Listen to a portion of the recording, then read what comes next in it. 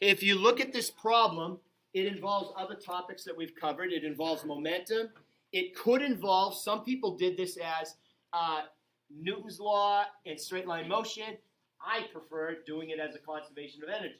You've got usually those two choices. Usually it's either, am I going to do it from a conservation of energy perspective, or am I going to do it from like a straight line motion, force type perspective? So I'm going to do it from the energy because it's quicker. So I am going to have a collision, and it's an inelastic collision, so I know my formula is going to be this for a inelastic collision. So this object is going to hit, and then they're going to stick together, and it's going to go a little bit further together as one. So I know that this one is not moving, and this is the only one moving. So before collision, that's 0. And I want to solve for V prime.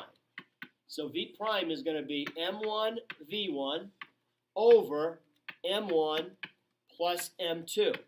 So if I put in those numbers, I'm going to have my M1 is 5 kilograms.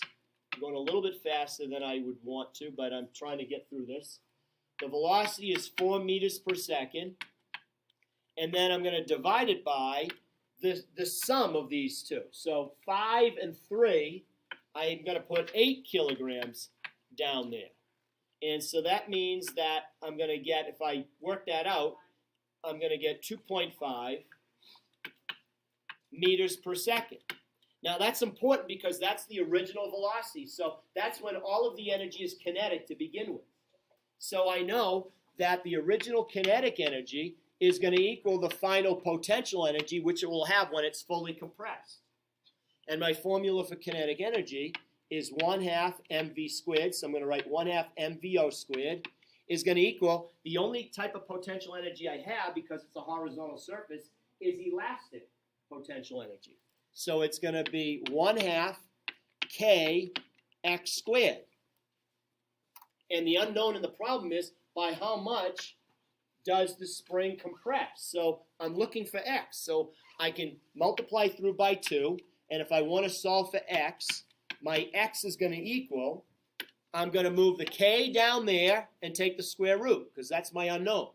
So if I bring the k down there, take the square root, I'll be solving for x. So it's going to be mvo squared divided by k, and it's going to be the square root of that. And then that will be my answer. So I'm going to have x equals mvo squared over k.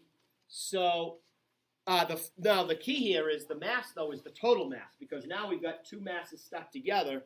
So I'm going to be putting 8 kilograms there. My original velocity is the velocity that it was going after the collision, so 2.5 meters per second. And the k in the problem was given as 200 newtons per meter.